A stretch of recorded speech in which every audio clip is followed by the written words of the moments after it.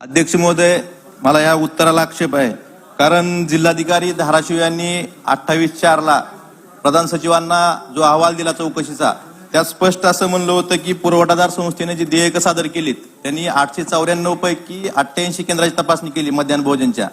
त्या 88 केंद्रांपैकी 4391 मजुराची त्यांनी देयक सादर केली होती. प्रत्यक्ष पाहणी केली असता तिथं फक्त 1520 मजूर उपस्थित होते.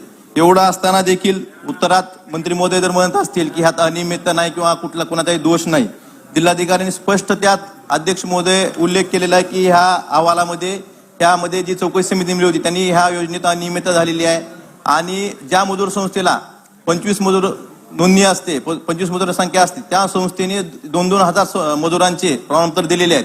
अध्यक्ष महोदय, धाराशिवचं बांधकाम मजूर मंदार कार्यालय जे आहे हे दलालांचा अड्डा बनलेला आहे. अध्यक्ष महोदय, ह्या मध्यान्ह भोजन बरोबरच ज्या ठिकाणी शिष्यवृत्ती योजना आहे बांधकाम मजुराच्या कामगार कल्याण दिली जाते, त्यात मी एका वर्षाचं फक्त उदाहरण देतो अध्यक्ष महोदय. 3000 लोकांना शिष्यवृत्ती दिली, त्यातले जवळपास 1500 पेक्षा जास्त खाते नंबर हे जिल्ह्याच्या बाहेरचे होते. काही खाते नंबर हिमाचल प्रदेश, गुजरात, मध्य प्रदेश, मुंबईतल्या BKC मधले 447 खाते नंबर होते.